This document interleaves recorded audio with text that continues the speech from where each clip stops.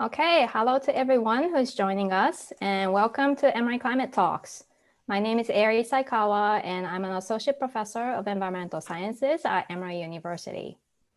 Yesterday was the presidential debate and the climate change was one of the 6 topics discussed.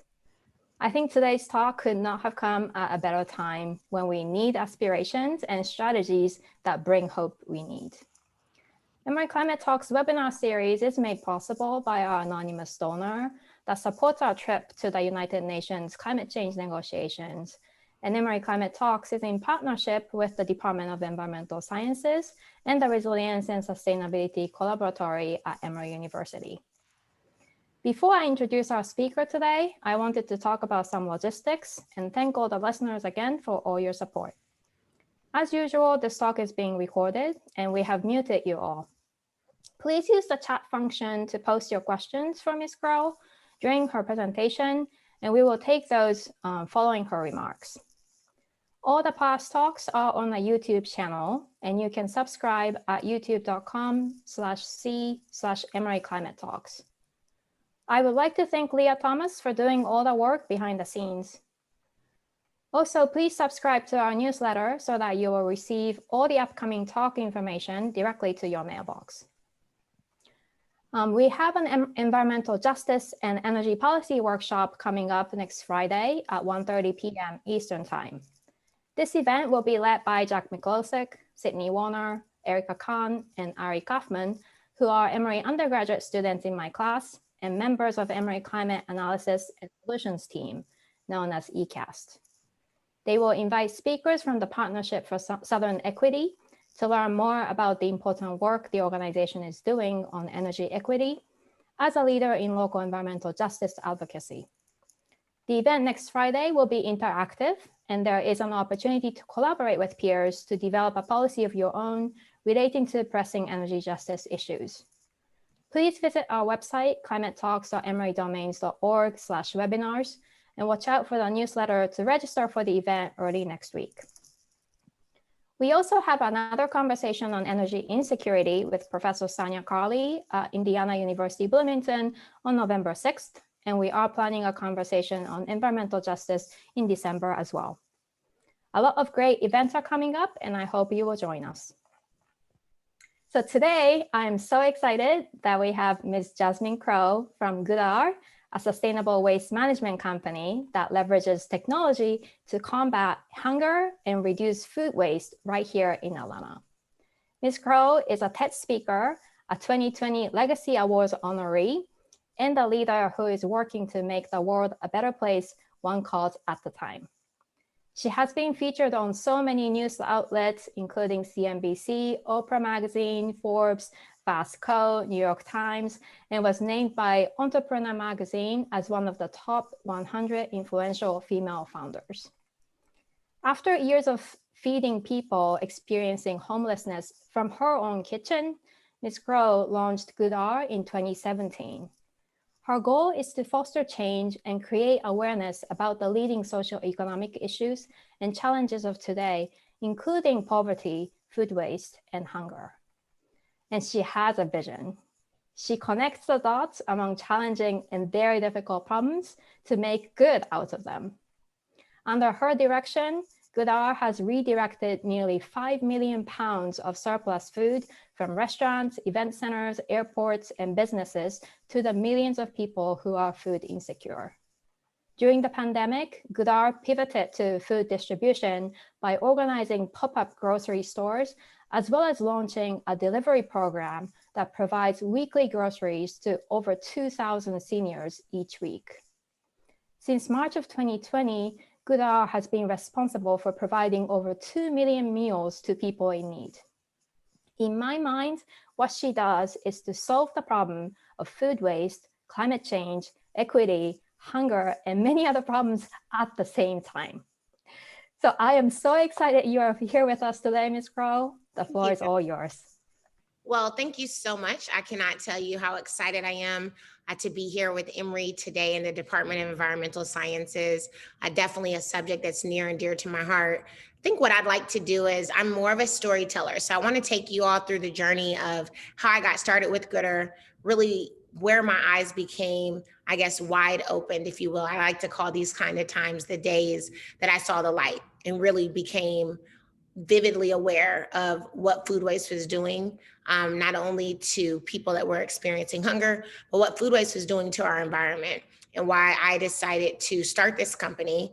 Some of the ups and downs, I think it's very important to be real and to be honest that having a business that is climate focused as well as impact focused is extremely hard.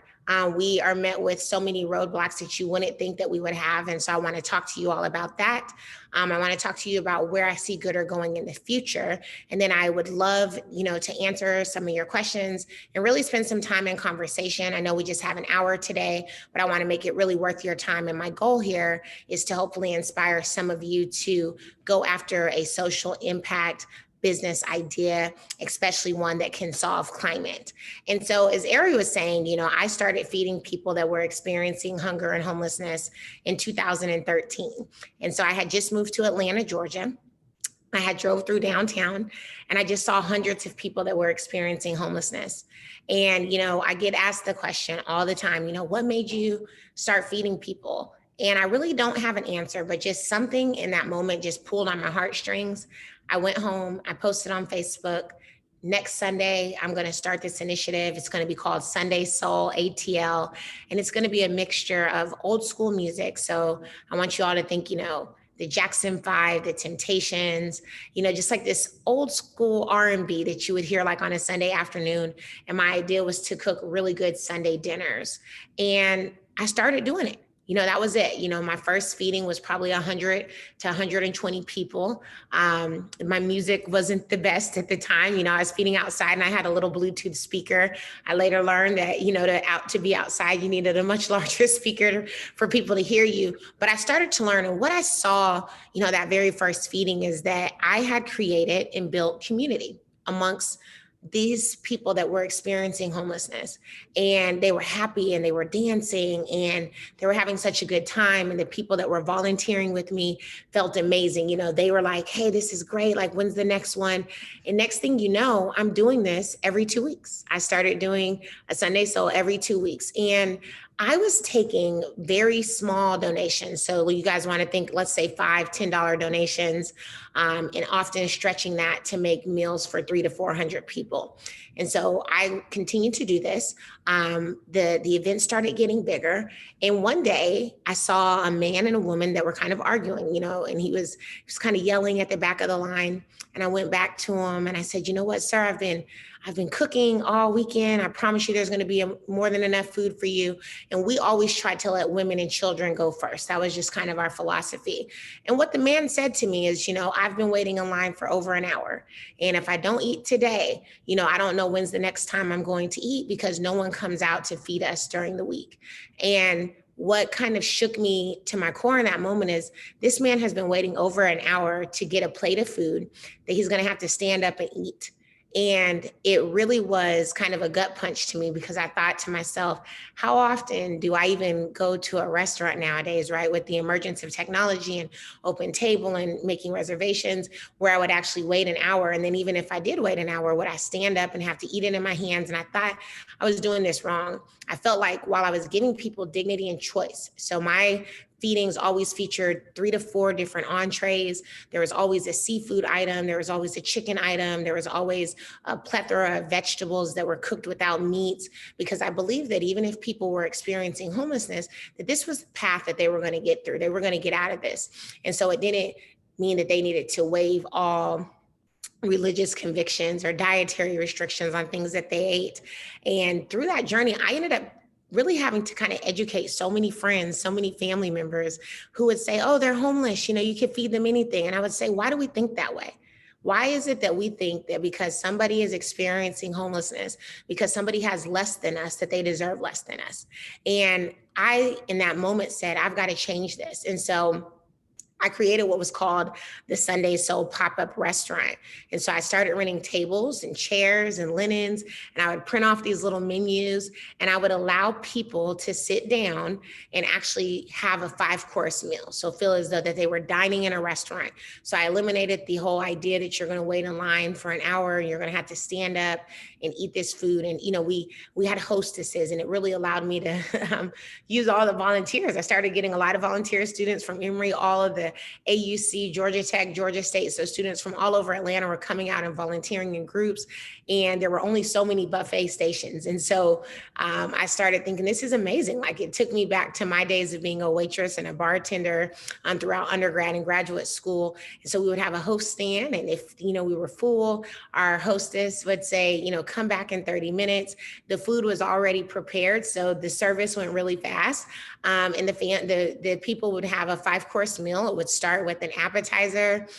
They'd also have a soup, a salad, an entree with 2 side items and a dessert. And then we would bring bread out to the table and, of course, take their drink orders. And, we had trays, we had aprons. I mean, we were a full service restaurant. And I started taking these restaurants all over the country, Washington, D.C., Baltimore, New Orleans. And I would set them up largely in alleyways, parking lots, underneath bridges. And a video from one of those restaurants went viral on Facebook. And I woke up one morning, this is February 2016, and I had like millions of views on a 15-second video that I had shared that was literally just a merging of pictures. There was nothing else about it. This is back, I'm dating myself here, but Instagram used to only allow you to share 15-second videos. And so I used a little app. I put together these pictures and made this little video slideshow, and I added some music to it. And voila, so this little 15-second clip that someone had shared that said, look what this group did for people that were homeless, had went viral. And so I had thousands of friend requests and, all these views and all these comments. And one night, a few days later, I started reading through the comments. And amongst the praise, people kept on saying, this is so amazing, which restaurants donate the food? And the reality was nobody. And I kept thinking like, wow, that would really help me out here. I would take, again, sometimes I'd have $300 in donations. Sometimes I'd have $1,000. And so it was still so hard to make that work. And, when you're feeding hundreds and hundreds of people, I got very creative with learning how to make chicken and a lot of pastas and things that I could stretch. But in order to do that, I would have to go to multiple grocery stores. I would price match. I always joke and say, like, I'm the reason Walmart doesn't price match anymore, because I used to take all the circular ads in and really just like say, hey, this Publix has this for this. I would buy whatever was buy one, get one free at Publix. I never knew the menu until I purchased the food. And then I would make the menu kind of on the day before. But I started thinking like all this that I'm doing, I'm going to farmers markets, I'm going to all these different grocery stores, I'm cooking all this food myself, I'm going out, I'm serving it, I'm coming home, my kitchen is a mess. This is taking me 40, 50 hours every time I do it. And it would be so great if I get restaurants to donate the food. And so a simple Google search, what do restaurants do with their extra food at the end of the night, really unlocked the world of food waste. And I got to tell you, I really went down a rabbit hole that night. I found a story that had been done by HBS. So I'm reading like the Harvard Business Review. I'm looking at like this story of food waste. And I'm just like, how can we live in a country that wastes so much food while so many people go hungry? It was shocking to me, shocking on every single level that we could be so wasteful. In a country that still had people that had a lot of need. And I think, being very connected and being on the ground and working with people that were experiencing these problems, I really understood that hunger was real. Like, people really did not know where their next meal was coming from. And when I learned that we were wasting 40% of everything that we produce in this country. So when we think about that at scale, you guys, this is 2% of GDP we spend on food we never eat. This is like $218 billion, enough food to feed a football stadium, good food, mind you, enough good food to fill a football stadium every day, 2 to 3 times a day. And this is not a small football stadium. You know, these are, let's think Nebraska, Texas, these 100,000 seat stadiums. We were wasting all of this food. Now, if you think about the food waste that goes into the households, like that's another 161 billion pounds. So I want you guys to think that these are 2 different scales here. So the food waste that I was really drilling down on was consumer facing. So these are the colleges and universities, you know, all the dining halls, all the extra food that they have at the end of the day, all the restaurants that we go to, the grocery stores. I found a study that showed me that nearly almost 1 million chickens would go to waste on a monthly basis from grocery stores alone, rotisserie chickens, because when grocery stores make those little grab and go rotisserie chickens, if we don't pick them up at the end of the day, they just throw them away. I started reading about how the grocery stores threw away meat on a daily basis. And I started thinking like, why is this happening? You know, it really, to be quite frankly with you guys, kind of was pissing me off because I was thinking like, my grandmother would freeze everything. You know, if you go into the grocery store, and I started testing this on my own, and I would go to the grocery store and I would go around 8 o'clock. I would encourage you guys to do the same some days, but you go like around 8 o'clock, 8:30, and you watch these meat managers, and they would be, you know, putting all of this meat in a cart. And I started asking like, oh, what do you guys do with that? And they're like, oh, you know, we compost it. This meat is going bad. And I would look at it and it always says sell by or freeze by, and this is the day, and it's usually the next day. And I started thinking, so it's really not bad. You know, you guys just haven't sold it, but it's not bad if you would sell it to me today. So if you would sell it to me at 7:58 and then I buy it, what makes it so bad that at 8:30, it's got to be thrown away? And so I started asking that question everywhere I would go. I would ask the businesses, you know, what do you guys do with your excess food at the end of the night? And everyone was like, oh, we throw it away. They would say things like, we were sued once in 1996 because we donated the food and someone got sick and then we got sued. And so what I would do is say, oh, let me find out, like, you know, let me look into these lawsuits. Like, this is crazy. And so through that, I didn't find any of these lawsuits. And so, you know, I literally used to work for a small period of time with the Law School Admission Council. So I knew about LexisNexis, and I'm like trying to find all these cases. I'm asking my friends that are lawyers, find me these cases. I want to understand which restaurants are getting sued. And so really, when I looked at it, these lawsuits that were restaurant based were like, you know, I found that someone had sued McDonald's because they spilled hot coffee on themselves and the coffee was too hot, things of that nature. But I never could find like these restaurants that were saying to me, someone sued them because they gave them food years ago. What I did find in that journey was that in 1996, President Bill Clinton really signed and introduced into law the Good Samaritan Act, which said in very plain writing, businesses donating food in good faith will not be held liable. And so I'm like, why aren't businesses doing this now? So it's kind of like, hey, beyond the fact that it's not illegal to do it, there's a huge need of people that need this food, right? So it's not like no one could use the food. What is it that businesses still aren't doing? And so through more research and more discovery, I stumbled across the PATH Act, which was signed in 2015 under President Barack Obama. And what I saw then was that they were actually trying to incentivize businesses to reduce their food waste. And in order to do that via donations, they were allowing businesses to write off up to 30% of their annual income in food donations, depending on how that business was structured. So whether they were a C Corp, whether they were an S Corp, whether they were an LLC, they could write off 15 to 30% of their annual income. So now I kind of thought to myself, okay, these businesses, it's not illegal. There's a tax benefit here that's potentially available to them. And then there's this societal good. Like there's a way that all this food that's going to waste can actually go to feed people that are hungry. And so at the same time, we were starting to see the emergence of the food delivery app starting to enter the market. So I was getting all of these referral codes from my friends that were saying like, you know, use this code and get $10 off your first Uber Eats order or Grubhub order. And I started thinking it would be so cool if there was an app that would allow these same businesses, when they had excess food, to request a pickup, a driver. And the driver, instead of delivering that to like a person like myself or you guys, would now deliver that to a nonprofit that would get it out to people in need. And so I started toying with this idea in 2016, and just no one really was kind of biting, if you will. So I would talk to friends and I would talk to potential developers, and they would say, oh, well, I don't see the business model. And I would say, well, essentially we're like a waste service. We're helping them reduce their waste and get food to people. And after just hearing no so many times, I thought, maybe you're just way over here. Like maybe this is just way over your head. Just stick to feeding people. And that's what I did. So, probably March, April, I hung up the idea. After really spending a lot of time and kind of diving into this, I thought this isn't what you're going to do. You're not a technical founder. You won't be able to build this app. This is wrong. But what I started to really do still was do a lot of customer discovery.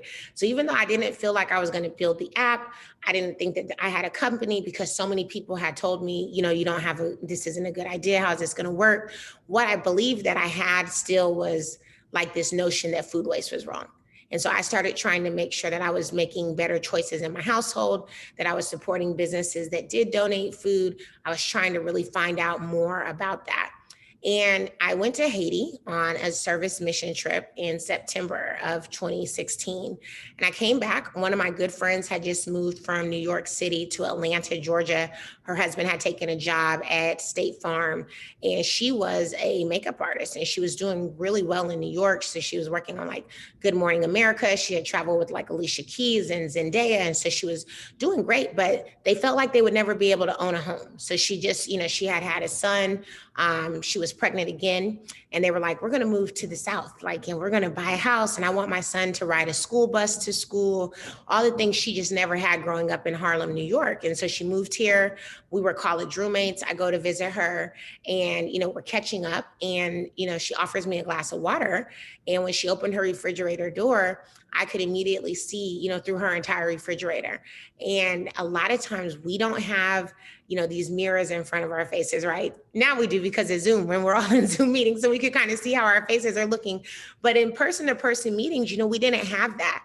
And so I don't know what my face looked like, but I imagine that there was some level of shock, like, where's her food, that must have been on my face, because she turns around and she's pregnant with her second child. And, she burst into tears, and she was like, I know what you're thinking. I'm trying to keep snacks and apple juice and goldfish in the house. And, a lot of times we just don't have the money to. And she's just breaking down and she's crying. And I felt so bad in the moment, because I was like, what did I do? What did I say? What was I looking like? But after, I took her grocery shopping, I took her to my house, and I'm like giving her stuff out of my freezer and out of my pantry to make sure that her and her family and her unborn child, had food. It really dawned on me that her story was the American story that we often don't see about. She was the face of hunger that we're not often told about. So, for years, I had been feeding people that were experiencing homelessness on the streets. And she would come and visit me, and she would come out there and feed with me as well, help me cook. I would go feed in senior homes and work with seniors, because I know a lot of seniors, live very low income budgets, and oftentimes didn't have the ability to go to restaurants and purchase meals. And here my friend is, that's college educated, that's well-traveled, that's married, and she didn't have food in her house for her 2-year-old son and her unborn child. And I started thinking to myself, this is so wrong. And at the same time, I knew how much food was going to waste. And I knew that there is no reason why anyone should ever have to decide if food was a necessity in their household. And what I started to understand then was that too many people were making this critical decision. Am I going to pay for food, or am I going to pay for my rent? Am I going to pay, to keep the lights on in the house? And then what we started to see was that food was the first to go. And so it was then that I really decided, like, you know what, I'm going to go back, I'm going to research more, and I'm going to really make this happen. And when I went back that second time, that's the thing that really kind of unlocked and shaped the future of Goodr. When I understood the environmental context of what food waste was doing to the environment. And then at that point, I thought, listen, people are going hungry. This food waste, as it sits and rots in landfill, it's producing this harmful methane gas that is polluting our environments. It's a leading contributor to global climate change. Project Drawdown had just done this release story saying that food waste was the number 3 thing that we could do. Of all the things that we could do to reduce climate change and fight global warming, reducing food waste was number 3 on the list. And I started thinking, like, this has to happen. we're going to do this. And so I entered a hackathon. I'm at Georgia Tech, and I was a team of one. And I'm in this design thinking session, and I'm drawing little squares, and this is like who's going to order the food. This is who's going to deliver it. This is what the nonprofit is going to look like. And I started to really research a lot of things that the EPA was putting together in what they call their war room model. And so I started to see that not only could I give these businesses back a lot of insights around like the kind of foods that they were wasting, I could also tell them how much sustainability impacts and measurements that they were actually making. And so I started telling businesses, they're like, oh yeah, sometimes we donate food to this church or this nonprofit. And I would say, well, how much food? How often? What's the tax value on that? Are you measuring how many pounds you're diverting? Because there is a way that we could tie that poundage to carbon emissions. And it was so hard, so I had got over the hump of just like, hey, I don't have to be technical, but I'm going to still start this business. I'm going to still, go out and do this. And then it was like, I had this clickable prototype, and I'm trying to get initial adoption, and I'm talking about climate, and I'm talking about food waste. And I realized that I was in Atlanta, Georgia, which is a funny story, right? Because a lot of times this is not the most sustainable state. This is not the most sustainable city. Had this idea came to me possibly in Portland, Oregon, Seattle, Washington, California, places where they're actually introducing policy and legislation around food waste and making businesses pay fines if they don't divert their food waste, I probably could have gone a little further and a little faster, but I realized I had to educate people. I had a lot of my job was going to be around education. I was going to have to explain food waste. I was going to have to explain the tax incentives. I was going to have to explain how businesses could improve their carbon footprint. And what it took was that one initial adopter. And so for me, that became the Atlanta airport. And it was a really great marriage there because, as we all should know, one of the largest carbon emitters in the world is planes. Jet fuel is massive. And so to the extent that an airport can start to reduce and try and become carbon neutral, there was real incentive there. And so I went to the airport and I pitched, and they had a sustainability report. And I would encourage anybody that's looking to get into a sustainability business to research and read the sustainability impact report that these companies put out. So the airport had put out like their total waste, and then they had split it up from what was construction waste, because this is when they were building that big dome light fixture, I guess, that they've built at the airport. And so they had tonnage, hundreds of thousands of pounds of tonnage of waste was coming from the airport. And I took that number and I said 27% of everything in landfills is food waste. And so if you guys have wasted this, many tons of waste, then I'm predicting that you guys wasted 10 million meals last year. And, I said this in front of the CEOs and people from Delta, and they're like, where does she get this number from? And one of them asked me that. And I said, I took your sustainability report. I looked at your tonnage that you wasted in 2016. I know that the EPA estimates that 27% of everything in landfill is food. And I took 27% of that tonnage. And this is the estimate that I came up with. And why that is wrong is because not only are you guys a huge carbon emitter, you guys are sitting in one of the hungriest zip codes of all of Atlanta. And I pulled up the United Way childhood well-being map, and I showed them how College Park, Georgia had about 61% of children that were living in poverty. And I was saying to them, like, you guys are wasting food and people are going hungry next door. And next thing you know, they were like, okay, we're going to do a pilot. And so we did a pilot with them in July of 2017. And we kind of started working on like that initial kind of launch. And we did this pilot. We recovered everything, mind you, before I had the technology, but I would send a team out there. We would recover the food. We would track it all our own.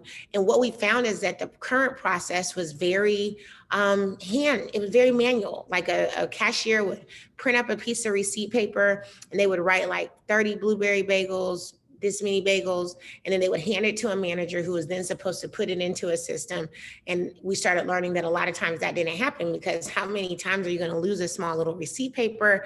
You're getting that from like 30 different restaurants. You don't know which one is which. It just was a very manual process. And so it helped me to build out that initial technology. So I had the proof of concept. I had a customer, we were making some revenue. And then the next thing was like, okay, I needed to raise money.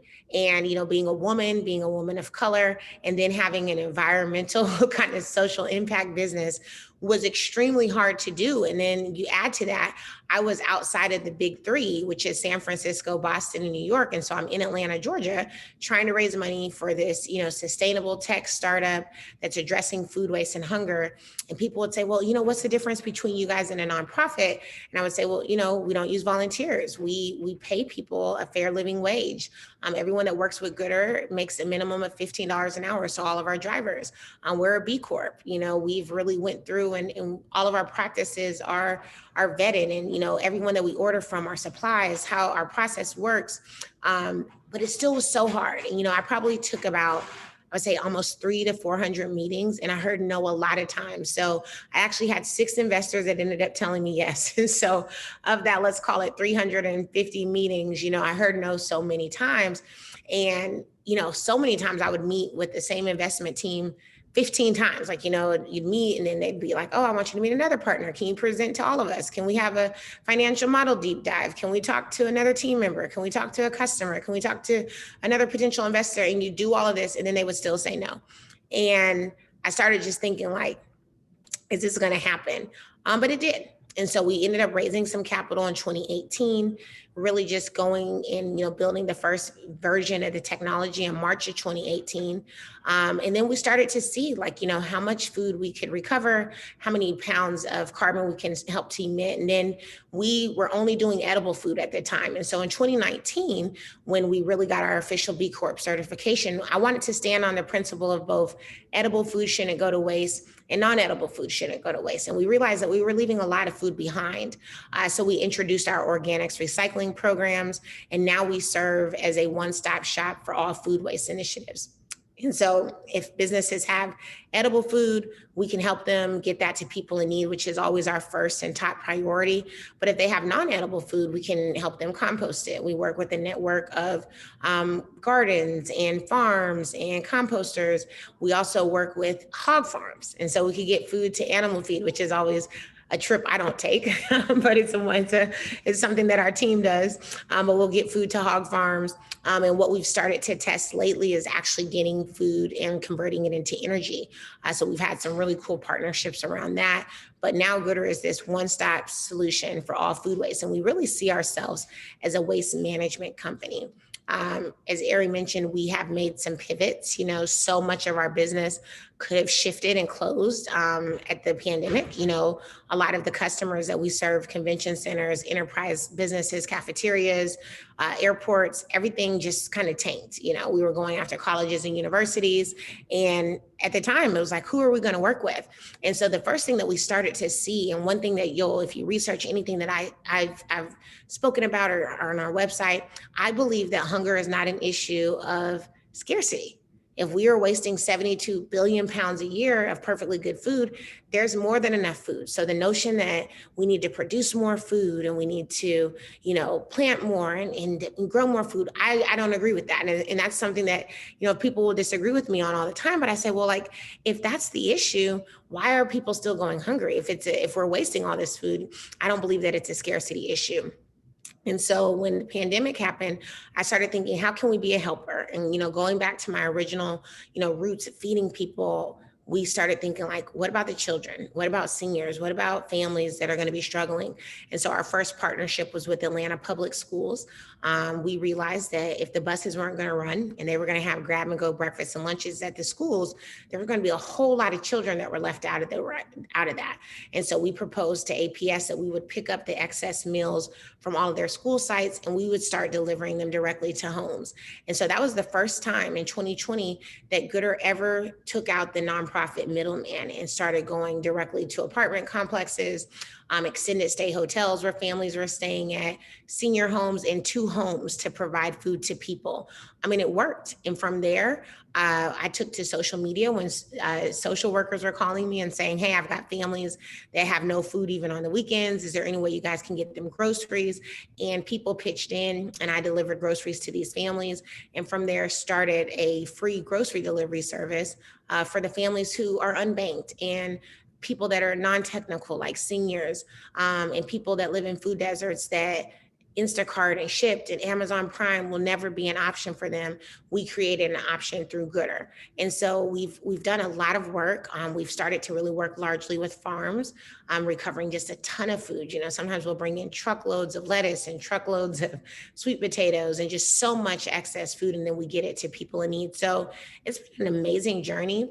I believe that next year, my hope for Goodr is, and my hope for the world really, is that we will not be in a pandemic, and that we will start to kind of gradually return to what could be some sense of normalcy, and that we could start working on really scaling up our food waste management company, and getting more food from businesses to these other means and out of landfills. And I'm starting to see now, that we have a real potential to be a solid waste management company that focuses on food only.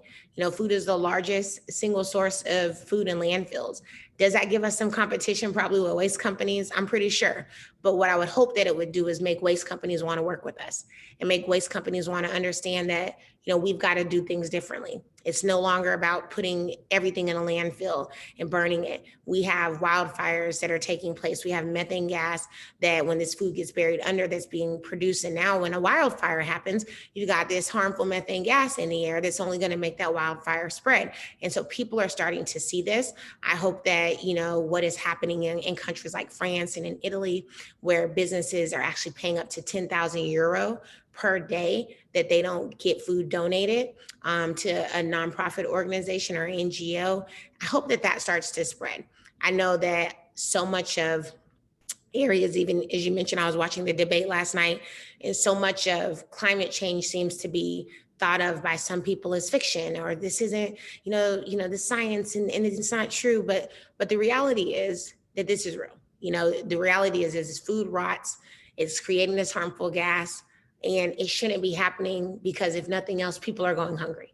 And so that alone, if we can't get through to people on the climate side, which to me is a no-brainer, but if we can't get through to people on that, can we get through to people on hunger?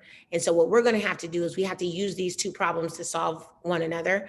And so that's where Goodr is going to really come in. It's going to be a lot about education. It's going to be a lot about looking how we can solve hunger in more different ways. We've been doing canned food drives. We've been supporting food banks. I can't tell you how many times in my life, and I'm pretty sure you guys as well, you go to the grocery store, you buy that little bag of food. They ask you want to put your name on a hand.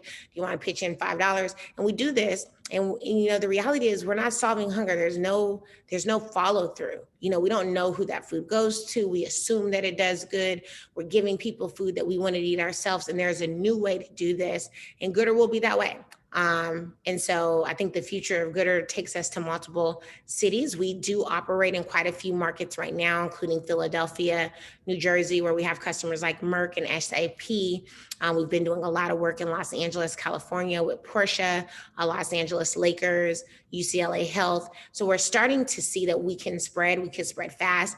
We have national logistics partners in Postmates, Uber Eats, Roadie, Omni Logistics. So we've figured out a way to move food, keep it fast. We've built an algorithm that matches food with nearby nonprofits. We measure our own carbon footprint. So Goodr is always carbon neutral, carbon negative. So we're not driving 40 miles to take food to one location if we're going to pass 20 on the way there. And so we really are thinking of more ways to change the world and do it in a way that we're sustainable, and that we are doing good. And so, we really like to say that we are one of hunger and food waste's most formidable opponents, and, that we're really here to stay. And we've really prevailed against all of the odds, and it's been hard, and it will continue to be hard. But I think we were early. I think we were in a market that wasn't as attuned to it. But I think that we've continued to work and grow. And I think only great things are going to happen from here on out. So I know we have just a few more, like 20 more minutes. So would love to spend some time just answering any questions. I don't know, Erie, if you had any questions before, if anyone had questions that they wanted to drop in the chat, or if there were just some questions that kind of came up when I was speaking that you kind of thought that I could answer. Well, thank you so much. Please join me in giving her a round of applause. I've never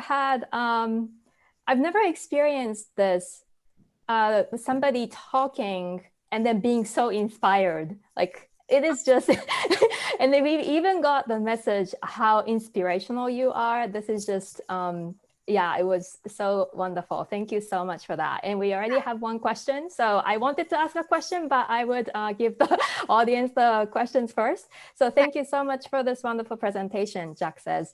I'm so inspired by your work and really enjoyed hearing about your food waste prevention journey. What kind of educational programs is Goodr working on, and how widespread do you think a lack of knowledge about food waste is? That's a great question. I mean, hugely widespread is the lack of knowledge. I think, you know, we have been conditioned to think about recycling and, you know, plastics and other things as far as like, these are the big problems. But food waste is, let me tell you something. You know, I talked to a city planner recently, and, you know, no city, county, like nothing even gets planned without the thought of restaurants and grocery stores. Nothing. So like food waste is the basis of, so food is the basis of any economy.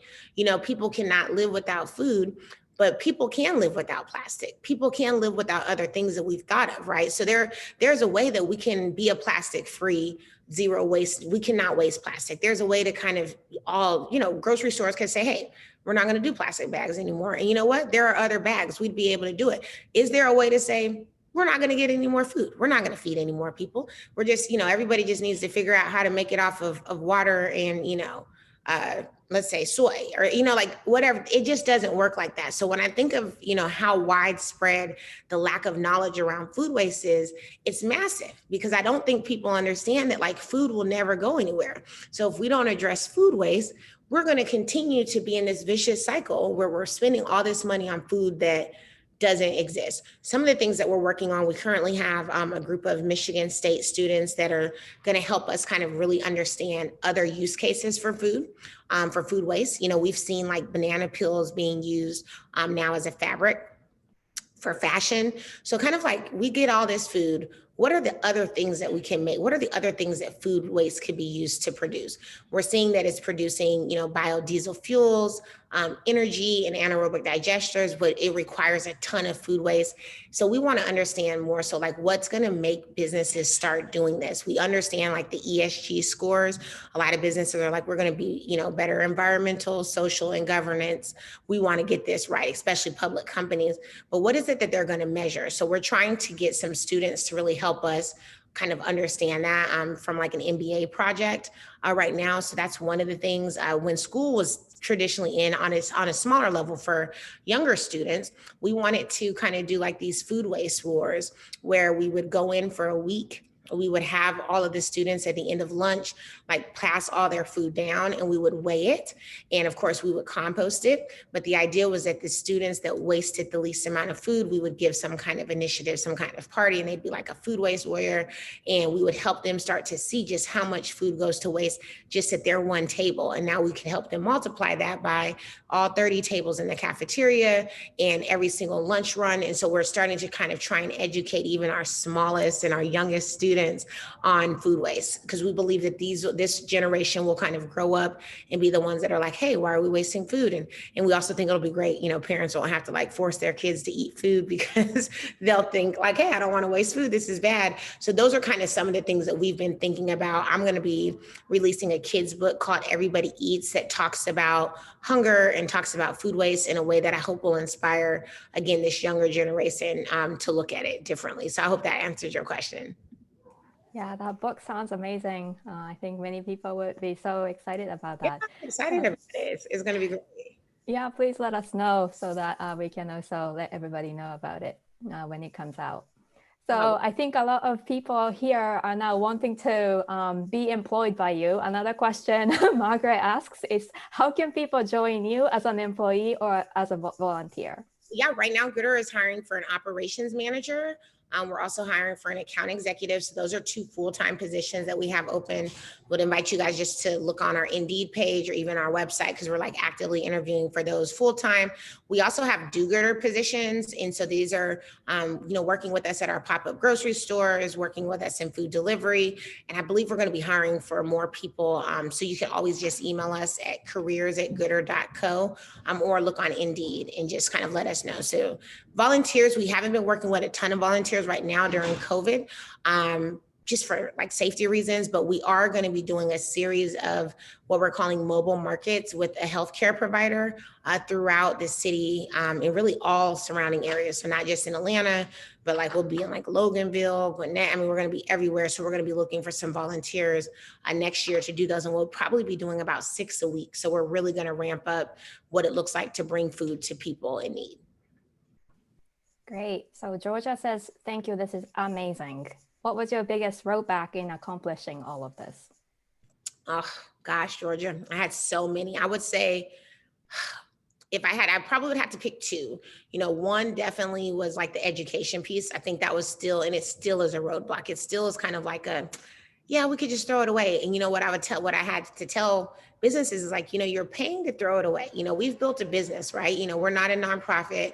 We charge businesses a volume-based fee for service, just like a waste company does, based on how much waste or that food waste that we're going to recover and how often we're coming out. So they're already paying to throw it away. But for us, for whatever reason, because it felt so good and we have a name like Goodr, and our team members are called do-gooders, it's like, oh, this should be free. This should be a nonprofit. And so like the fact that we have to just educate people so much on food waste and what happens, I think that's a big one. And then I would say the funding. I think the funding is, there's not enough money right now being invested into climate and social good, social impact. And I think even yesterday, I want to say at the debate, I remember Vice President Biden saying like, his climate change plan is going to create all these jobs. And, I'm hopeful that at some point, whether it's this election, because who knows what will happen, or in the future that, people will start to see that climate can create a lot of jobs, that this is a real viable business here.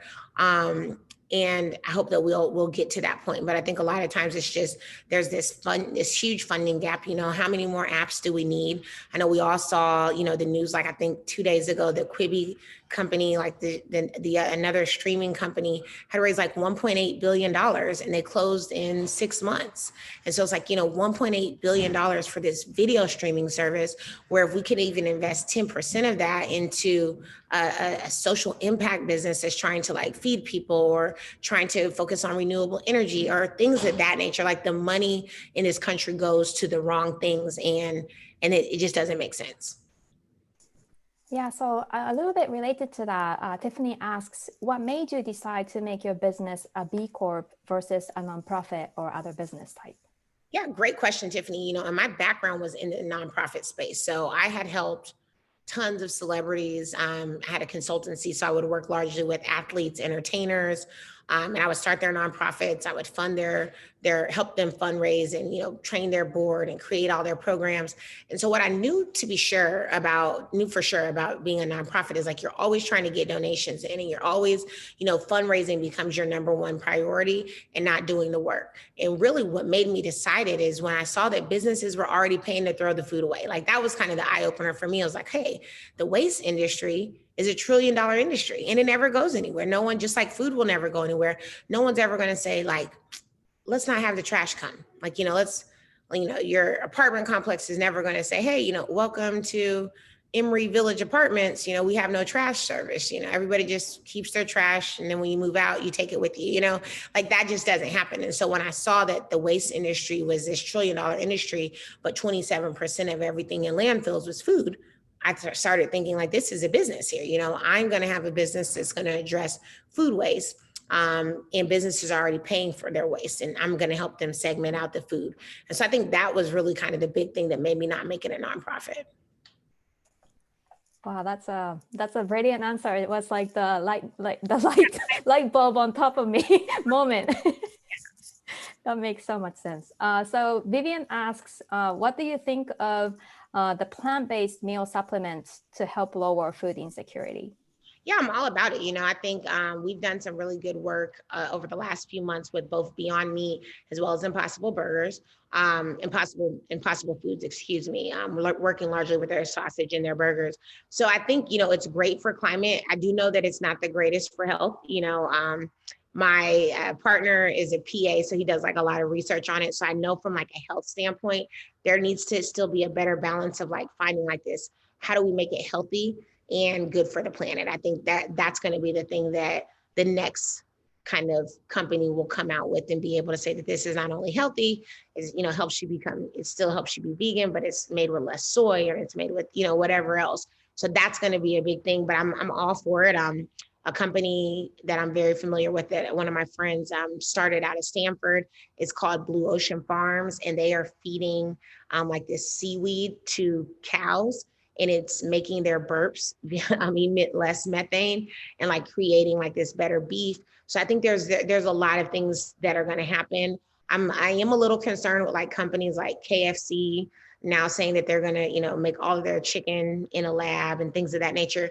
Those are the things that give me some concern, just because I don't know what that's going to look like. I don't think everything that we eat, I still am like of the earth, and I'm still like, hey, let's work on our soil. Let's make I believe in regenerative agriculture, and I believe in things of that nature. So I don't want everything to be made in a lab. I think it's just if we can figure out how to really work on upstream and downstream waste of food, that's like a big solution to me, as opposed to producing more food. Because sometimes, if you have to eat an Impossible Burger, it doesn't matter how it was produced. If you throw it away, it's going to go into landfill, and it's going to sit with the bun and the lettuce and the tomato and everything else, and it's still going to do the same thing. And so I think we got to really figure out how to reduce the waste upstream and downstream, no matter what kind of food it is. Great. Mackenzie says, based on your experience and everything you have learned, what do you think are some of the most pressing or could be the most effective policy changes to help people who are experiencing homelessness and people who are experiencing food insecurity? Oh, that's such a great question, because I think, I love, again, what's happening in other countries. I could tell you California and the Cal Recycles Ordinance is kind of the first like similar thing that I'm seeing happening in the US, where businesses have to divert 75% of their organic waste. So this is like food waste, basically, and they either have to compost it or they're going to have to donate the edible food to people in need. I think when businesses are forced to do it, they'll just do it. Like, I think that's the most effective policy. We don't have to give it to, we don't have to give it to Tiffany or McKinsey, like out of our door. But if there are more companies like mine, and there are others, of course, I'm biased and like to think like there's like the best and we're the most forward thinking, but there are other companies that have sprouted up around the country that are doing similar work to us. Some without technology, some with technology, and, being able to track it. I think really for me, I think my background in really working hands-on with people is just critical. And let me tell you something, once we've started this food delivery program and we're delivering to seniors, it's been so eye-opening for me. We've heard from seniors who say they get $16 a month in food stamps, and that this is the most food that they've ever had in their life as a senior. And, these are retired teachers, retired nurses, and it, like, that kind of stuff just blows my mind. Like, we have to be able to give people enough money to access food that they can sustain themselves with. And so that's a huge policy change that needs to happen. No senior, I feel like if you're going to give somebody $16 a month, like, just don't give them anything, because it's like, what could you really buy at Publix? Good Lord, don't go to Whole Foods, because you're going to get one meal. Like, there's just no way that someone should have $16 a month to live off of from food. So I think, policy changes that are going to make businesses be held accountable for the amount of food that they waste. Even if you don't hold them accountable, if they have to report it, then businesses will change it. If a business has to say, like, this is how much food waste that I have, and that gets put on a national level, and we see that, and people like us are like, oh, wait, Whole Foods, they're charging us, our whole paycheck, and then they're wasting all this food. We're not going to go there. If they have to report it, if it has to be a visible thing, and not just the sustainability reports that they create that make themselves look good and tout all the programs that they have, but really be able to report their waste. I think that's something that will be helpful, but largely it's going to be around making sure that people have access to food. And again, like nobody should have to go hungry, and no one should be told like, hey, if you're hungry, go to this church and, they have a food pantry every Saturday, like especially when food is going to waste every second. That's a brilliant policy idea. I love that, that they have to report. You just have to report it. I think that helps. Yeah, totally. I think if the data was available online that where everybody could see, I think that would really change. So Howran asks, he's wondering that if you think that the current COVID pandemic, complicated with the political situation, would make a difference in terms of people's attitudes towards the programs that you're leading. Yeah, I mean, I think, Haran, we are in a very kind of decisive time right now. And I hate that, because I really believe in just, even though we're going to have different viewpoints and it's always going to be like that, I still think we should be one, like we should be one country. And I think when I visit, I'm an avid traveler. And like when I visit other countries, everybody's different, but everyone still really has a lot of love for their country and a lot of love for, what we're doing and where we're going. And so I think that we have, it's tough because if one political party or president says, oh, this is a terrible idea, so many people will start to believe that, right? And so I think that's the thing that kind of sucks as far as in terms of kind of changing people's attitudes towards these programs. However, I do say that one thing that this pandemic probably unveiled for a lot of people is just how many people are weeks away from living on a marginal poverty line, are going hungry. And I think we saw it from, all the news stories that were showing hundreds and hundreds of cars in line to try and go to a food bank. I personally saw it myself when elective surgeries were canceled in the hospital, and we had nurses coming to us that, probably made $80,000 a year last year that didn't get a stimulus check, but were unable to work because, say, plastic surgery was canceled. Like, it's like, hey, it's a pandemic, they're not doing plastic surgery right now. That happened for a few months. And so people that had never been hungry before were now hungry. And so I think that's going to help. I think that idea of like, this could happen again, could potentially help and open the eyes to different people. I will say the research that I've done, after the 2008 recession, spending and kind of government programs to address problems, especially around hunger, does typically go up, because even if there's a vaccine tomorrow and, we could all go back outside and everything is perfect, a lot of time, this is going to take a lot of people a lot of time to bounce back from. This is not going to just, everything's not going to be good by tomorrow. So I think that's going to be a big opportunity for us. Yeah, that's so true. Carla asks, that her question is whether you have considered the possibility of helping establish similar initiatives in large urban areas in the global South, for example, involving luxury hotels or supermarkets. Yeah, absolutely. I think we are trying to talk to Marriott Corporation right now, Hyatt Group, and one of the cool things, Carla, which I think where we've got to really hold these businesses to, if you guys go and look at Marriott right now and go to like their sustainability page, they're saying by 2025, they're going to cut their food waste in half. So I'm like, hey, that's 5 years. What's the plan? What are you guys going to do? How are you doing this? And so we're starting to have these conversations with them. And now it's like, we've got to hold them accountable. Don't just put on your website that you're going to cut food waste in half. I think Kroger is saying they're going to be zero food waste and zero hunger by 2025. These goals are great. But do we ever hold people to these? Even, one of the SDGs is zero hunger. We're trying to achieve all of these SDG goals by 2030.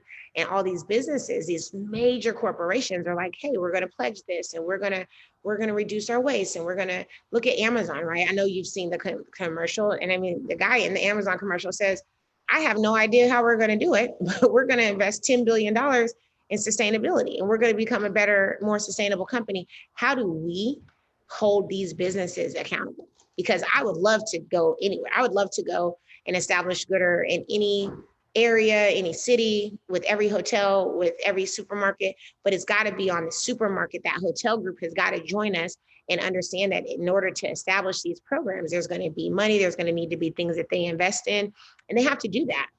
But we've got to hold them accountable because they put all this stuff all on their websites. And, you know, any of you guys can go and look at this right now.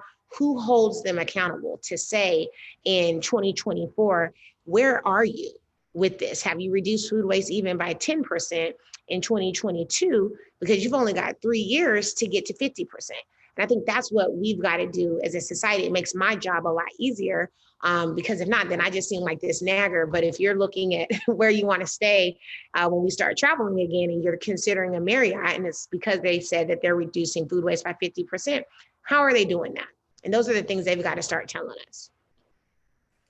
Yeah, that's so funny you mentioned Marriott because we actually had a Marriott person talk about it. So we should have had them after you so that we could have asked the question. It's a good thing that I think we've got to start asking. We've got to start wondering how this is going to happen, right? I mean, Eric, because everyone's going to say it. And a lot of times it's just, it sounds good.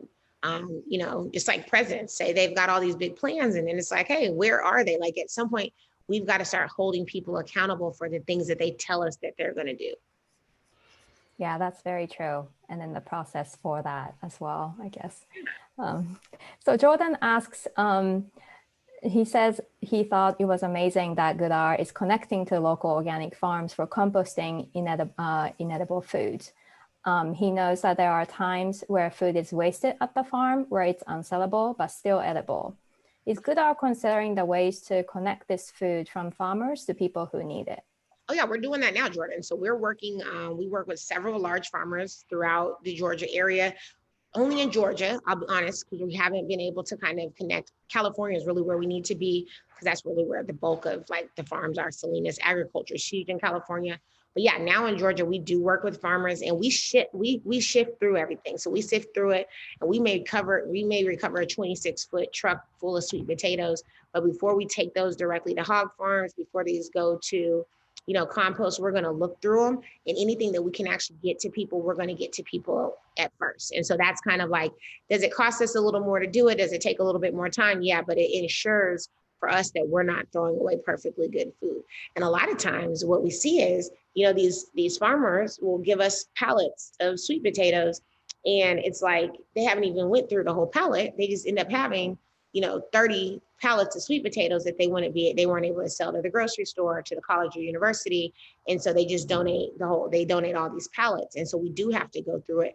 And it is a little time consuming, but I think that that's a good thing. I am kind of inspired by the companies like Imperfect Produce, Shared Harvest, Hungry Harvest, that are kind of trying to connect this produce to large scale food providers. So like the Cisco's, and actually helping them kind of cut it and make more food into it. I think that's the other thing. Like, I'm really inspired by like ugly produce. There's a ton of like produce that just goes to waste just because of how it looks. And really, before I really started getting into food waste, I was probably that person. I was probably the person that would like look at a tomato in the store and be like, oh, this isn't a pretty tomato. It's not perfectly round. And I would leave it, never thinking that tomato, is going to get cut up and made into salsa and pico de gallo. So what does it matter that it has like a little brown little thing on it? So now I think that's the other thing, is kind of just like still educating people. But yeah, we are definitely working with farms, and we're looking to work with more. Yeah, that's great. So is it okay that we have a couple more questions? You just finish all the questions, no problem. Great. Okay. Sydney asks, could you talk more about the waste tax? It sounds like you said that France has implemented. I think she's referring to the 10,000 euro food waste that they have to pay. What do you think that would look like in the US, and what obstacles do you think we might face in achieving that? I think the biggest obstacle is how it affects small businesses. I think that's going to be the biggest obstacle, because some small businesses struggle so much. I mean, that's the big argument of like why small businesses can't afford to pay, or they'll say like, if I had to pay $15 minimum wage, I would be out of business. So I think trying to like force them to, pay a fine, there could be an obstacle in just trying to get that passed. But I'm really curious to see what's happening in California with it. Other states and cities that are working through these kind of legislations, New Jersey, New York, Boston, Austin, Texas, the state of Oregon, all have these aggressive food waste plans. Now, the tax incentive, Sydney, allows these businesses to receive tax deductions at a higher rate. So if they are wasting, let's take a $5 pizza, right? And if they donate that pizza, as opposed to throwing that pizza away, they can write off $2.50 of that pizza. So it's either half the fair market value or 2 times the cost, whichever is greater, they're able to write that off. And so that is, the number of it is about $40 billion right now that businesses are not claiming. So there's a lot of money that businesses are leaving on the table just by not, taking better control of their food waste. And so that's something that we're hoping we could get in to the US and really help more businesses understand. But also it's France and Italy. So France and Italy, Denmark, I think those are and I think Germany is introducing something similar as well, but France was the first and then Italy was the second. And one of the things I loved in Italy's law, it was just very clear. It was food is going to waste, people are going hungry, this is wrong. And then they just made it illegal. And so, yeah, the businesses are getting fined a lot of money and it makes them now donate this food. And so that's just what needs to happen here. Yeah, totally. Ethan asks, because of your involvement with large businesses, what are your thoughts about creating food waste certifications for properties or businesses? Yeah, so we're creating that right now. So we're going to have Goodr certified businesses. We're trying to partner with either Yelp or Google, maybe even Open Tables, which is owned by the booking.com owns Open Table and all those companies. But we're hoping there could be some kind of certification for restaurants and businesses that are committed to reducing their waste. And so the hope is maybe they even have, if they're not using Goodr, but they go through our certification process, right? So maybe they're using, Food Recovery Network or Campus Kitchens. So these are organizations that you see a lot of on college campuses. Goodr could still certify them. And so that is something that we're working on right now. I hope to have introduced in 2021. That's very exciting. Linda asks, do you try to employ homeless people or people with prior criminal records? Yeah, one of our very first hires, our maintenance man, is a former homeless veteran, James. And so he works with us and, he's in the office. I mean, he probably should be walking in anytime now. He has a security job. He works from 5 a.m. to 1 p.m. And he usually comes into Goodr and he does all of our maintenance. So he was one of my very first hires here. And then with our current fulfillment center, we definitely work with people that are kind of re-entering. That's a big thing for me. I want to reduce the rate of recidivism, and giving people good jobs is a big part of that. So paying someone a fair wage. So we have really been working on how do we work with people that have prior records. And it's been working pretty well. So I think we have maybe 3 or 4 employees that work in our fulfillment center, whether they're moving pallets, unloading pallets, sorting through food donations. But it is something that I think we are going to be committed to and try and continue to grow. Yeah, I think that's so important and so encouraging to hear.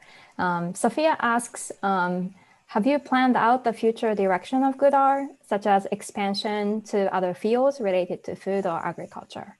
Absolutely. Yeah, we wanted to be, Sophia, in 20 markets by 2020. That was kind of our goal. And then obviously this was all BC, right, before COVID. And so we didn't kind of get to that expansion that we wanted to have this year. But now we've really seen the buckets of service that we have. So we understand how we're dealing with food waste and then how we're dealing with food to people. So food delivery.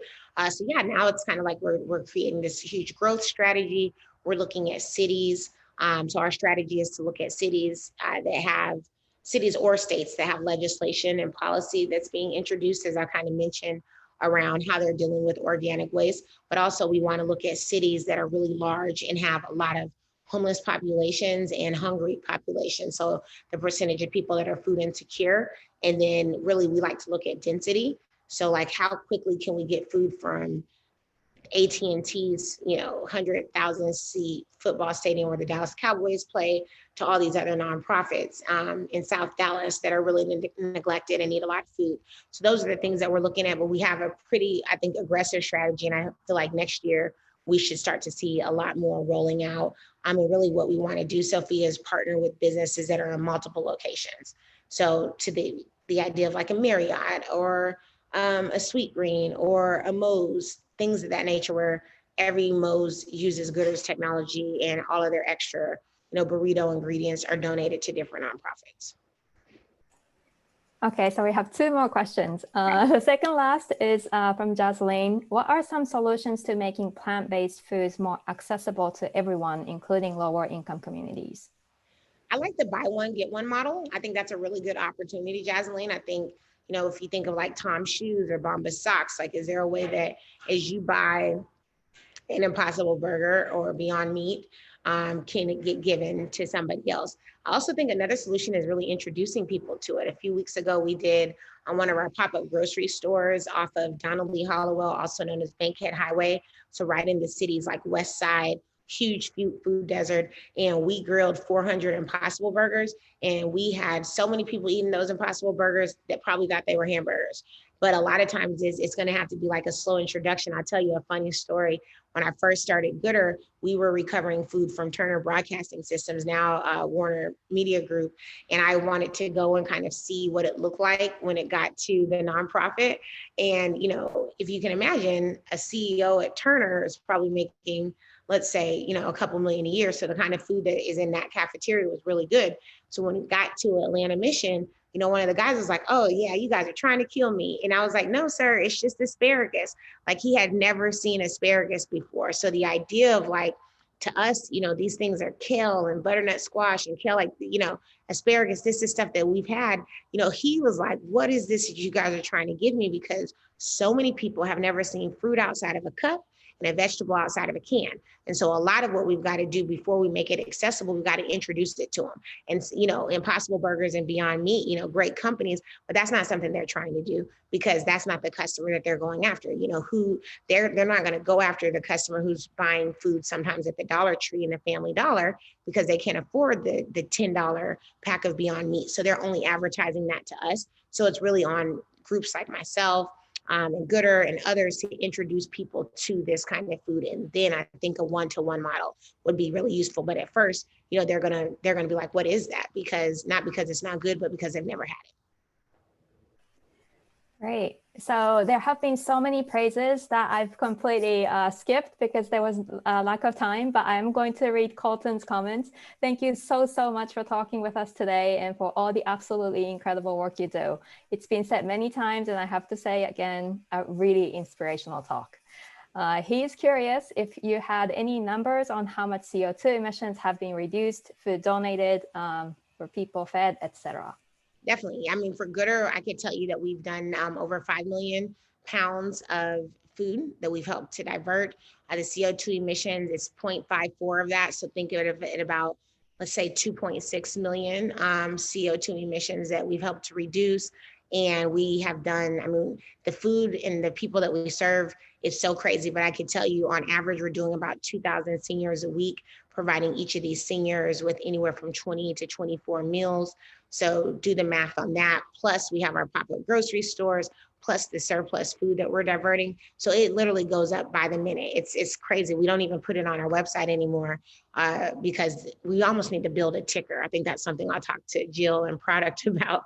So we have like a ticker that kind of just shows how much food we're getting to people, but in the millions. And it's so crazy to think that this is what we've done really in less than 3 years. Maybe that's the new app that we need to create, how many CO2 emissions. Yeah, like just showing it in real time. Right. Well, Jasmine, thank you so much. This has been such a wonderful conversation, and I really cannot thank you enough. But I just wanted to let you know that at Emory, we will be creating a prototype for the anaerobic digester on campus. And so we would love to talk with you, like how to make it. Definitely make sure Zeb, someone from our sustainability team, reaches out with you guys, and maybe we can figure out a way to work with you on that. Yeah, that would be so great. And then I would love to have students, potentially be employed or working with you while they're at Emory. So I love that. Yeah, thank you so much. And then another round of applause. I hope everybody stays healthy and safe, and have a great weekend. And thank you so much. Thank you guys. Have a good one.